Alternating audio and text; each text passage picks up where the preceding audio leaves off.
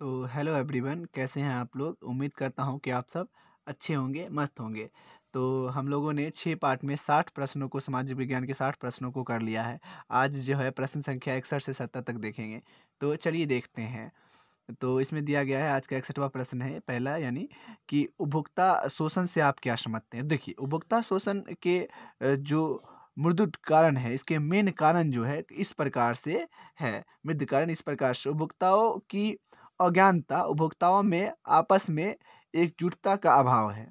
सही बात है। उपभोक्ताओं को अपने अधिकार की अज्ञानता और उपभोक्ताओं से अधिकतम जो खुदरा मूल्य से अधिकार अधिक राशि लेना, ये सब उपभोक्ता का जो है शोषण है। कि आप जो है किसी भी चीज़ का इस्तेमाल अगर कर रहे हैं, अगर आप उपभोक्ता है किसी चीज़ के, तो आप उसमें आवाज़ उठाइए, अपनी बातों को रखें। तो ये है, शोषण हो रहा है उपभोक्ता का। तो चलिए देखते हैं प्रश्न संख्या 62। 62वां प्रश्न है कि जालियांवाला बाग हत्याकांड क्या है। तो ये भी काफ़ी महत्वपूर्ण प्रश्न है आपके बोर्ड परीक्षा के लिए। देखिए, हम जानते हैं कि 13 अप्रैल 1919 को भारत के पंजाब में के अमृतसर के निकट स्वर्ण मंदिर वाले जगह पर जालियांवाला बाग हत्याकांड हुआ था।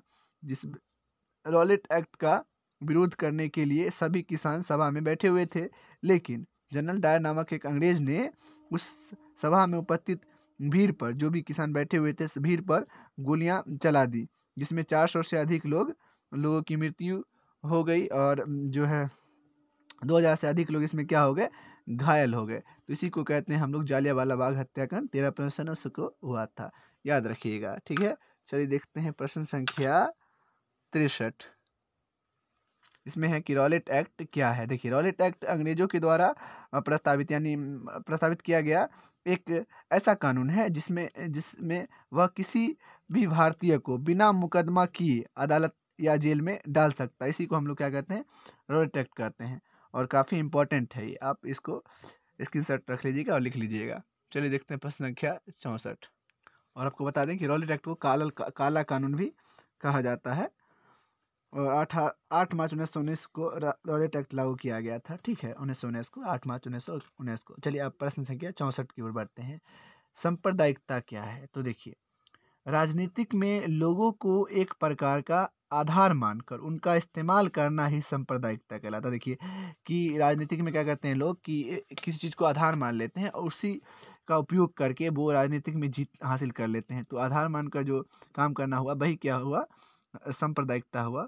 और इससे आम लोगों को काफ़ी कठिनाइयाँ होती है। जी हाँ, होगा ही, सांप्रदायिकता नहीं करना चाहिए। चलिए देखते हैं प्रश्न संख्या 65। इसमें है कि रबी एवं खरीफ फसल से आप क्या समझते हैं। देखिए, रबी फसल वैसा फसल जिसे मतलब अक्टूबर दिसंबर में बोया जाता है और अप्रैल जून में काट लिया जाता है, उसे रबी फसल कहते हैं। जैसे गेहूँ याद रखिएगा, जौ हुआ, चना, मटर, सरसों, ये सब क्या है, रबी फसल के अंतर्गत आते हैं। ठीक है, अब देखिए ये खरीफ फसल। खरीफ फसल वैसा फसल जिसे नवंबर से मार्च में बोया जाता है और अ, उसे फिर मतलब 2-3 महीना बाद आप जनवरी से उसमें काट लेंगे। नवंबर मार्च में आप रोपिएगा, जनवरी फरवरी में काट लीजिएगा, उसे खरीफ फसल कहेंगे। जैसे ज्वार हुआ, बाजरा हुआ, अरहर हुआ, मूंग हुआ, मूंगफली हुआ, सोयाबीन, जूट, कपास, ये सारी क्या है, खरीफ फसल के अंतर्गत आते हैं। अब देखते हैं प्रश्न संख्या 66। तो 66वां प्रश्न है कि संसाधन क्या है, स्वामित्व के आधार पर इसके प्रकारों का वर्णन करें, है ना। ये 4 या 5 नंबर में आता है। देखिए, मनुष्य के जीवन की आपूर्ति को पूरा करने के लिए उपयोग में लाए जाने वाले सभी वस्तुएं संसाधन कहलाती है। सही बात है। स्वामित्व के आधार पर यह 4 प्रकार के होते हैं। देखिएगा, पहला है व्यक्तिगत संसाधन। ऐसे संसाधन जो किसी खास व्यक्ति के लिए, व्यक्ति के अधिकार में होता है, उसे व्यक्तिगत संसाधन कहते हैं। जैसे बाग बगीचा हुआ, कुआं, तालाब इत्यादि। अब देखिए, अब अगला क्या है, सामुदायिक संसाधन। देखिएगा इसमें कि सामुदायिक संसाधन किसी खास समुदाय के स्वामित्व में रहने वाले संसाधन को सामुदायिक संसाधन कहते हैं। जैसे गांव में चारण भूमि, मंदिर, मतलब परिसर, सामुदायिक भवन, तालाब, ये सब क्या है, सामुदायिक हुआ, जहाँ हर कोई जा सकता है। और राष्ट्रीय संसाधन देखते हैं। तीसरा है आपका राष्ट्रीय संसाधन। देखिएगा, तो राष्ट्रीय संसाधन है कानूनी रूप से देश में उपलब्ध सभी संसाधनों को राष्ट्रीय संसाधन कहा जाता है। जैसे देश की सरकार का यह अधिकार होना कि वे व्यक्तिगत संसाधन का अतिग्रहण आम जनता के लिए के हित में कर सकती है ना। जो जैसे रेल वगैरह हुआ, ये सब क्या है, राष्ट्रीय संसाधन यानी राष्ट्र का है। अब देखते हैं चौथा यानी अंतर्राष्ट्रीय संसाधन। तट रेखा से 200 मील मतलब समुद्री मीटर दूरी खुले महासागरीय संसाधन पर किसी देश का अधिकार नहीं होता है। इन संसाधनों का नियंत्रण अंतर्राष्ट्रीय संसाधन कहते हैं। मतलब 200 मील दूरी तक उस पर किसी देश का अधिकार नहीं होता। वो कौन सा साधन? अंतर्राष्ट्रीय संसाधन हुआ। तो चलिए अब देखते हैं प्रश्न संख्या 67। इसमें है कि बाढ़ क्या है और इससे बचाव के उपाय का वर्णन करें। तो देखिए, अत्यधिक वर्षा होने के कारण नदी जल जमाव अधिक होने लगता है, नदी में जल जमाव अधिक होने लगता है, जिससे बांध एवं तटबंध टूटने लगते हैं और समुद्र एवं नदियाँ आदि के पानी पूरे शहरों में फैल जाती है और इसी को हम लोग बाढ़ कहते हैं और बाढ़ की समस्या उत्पन्न हो जाती है। तो चलिए बाढ़ के बचाव आप देख लेते हैं। तो देखिए, बाढ़ से हम लोग कैसे बचेंगे।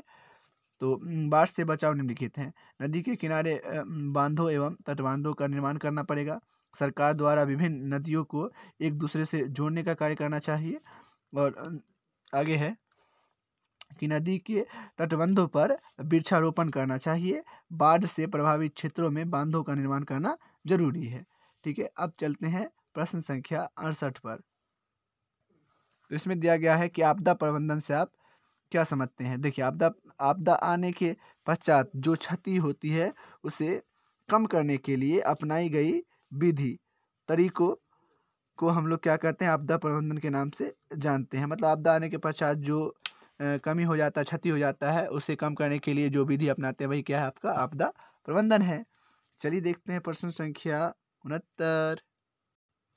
तो 69 नंबर प्रश्न है कि परंपरागत और गैर परंपरागत ऊर्जा स्रोत में अंतर लिखिए। देखिए, परंपरागत और गैर परंपरागत, देखिए पहला अंतर है इसका मेजर डिफरेंट है। फर्स्ट कि परंपरागत ऊर्जा के वैसे स्रोत जो लंबे समय से उपयोग में लाए जा रहे हैं उसे परंपरागत कहते हैं, मतलब परंपरा से उपयोग में आ रहे हैं। और ऊर्जा के वे स्रोत, मतलब ऊर्जा के वैसे स्रोत जो पुनः उपयोग में लाए जा रहे हैं, मतलब उसे क्या कहते हैं, नए मतलब आधुनिक रूप से उपयोग में लाए जा रहे हैं, उसे क्या कहते हैं, गैर परंपरागत ऊर्जा स्रोत कहते हैं।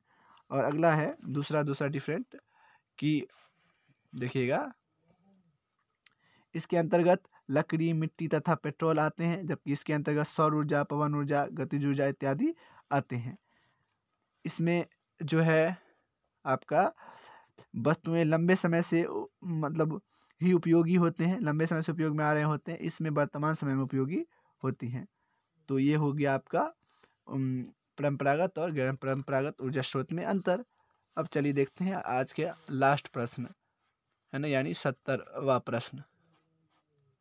तो इसमें है कि बिहार में औद्योगिक पिछड़ेपन के कोई 2 कारणों को लिखे। देखिए, तो बृहद क्षेत्रों में विकास के लिए राज्य में खनिज एवं कच्चे माल का अभाव होना, मतलब बड़े क्षेत्रों को विकास अगर करना है तो राज्य में खनिज एवं कच्चे माल की कमी है यानी अभाव है, इसलिए बिहार औद्योगिक रूप से पीछे है। दूसरा, यहाँ की संरचनात्मक सुविधाओं जैसे बिजली, परिवहन, भंडार इत्यादि की भी कमी है। जो भी संरचनात्मक सुविधा है, बिजली है, भंडार है और जो भी परिवहन है, ये सारी चीज़ों में कमी है, तो इसीलिए औद्योगिक में बिहार पीछे है। चलिए आगे के प्रश्नों को देखेंगे अगले वीडियो में। Thank you so much.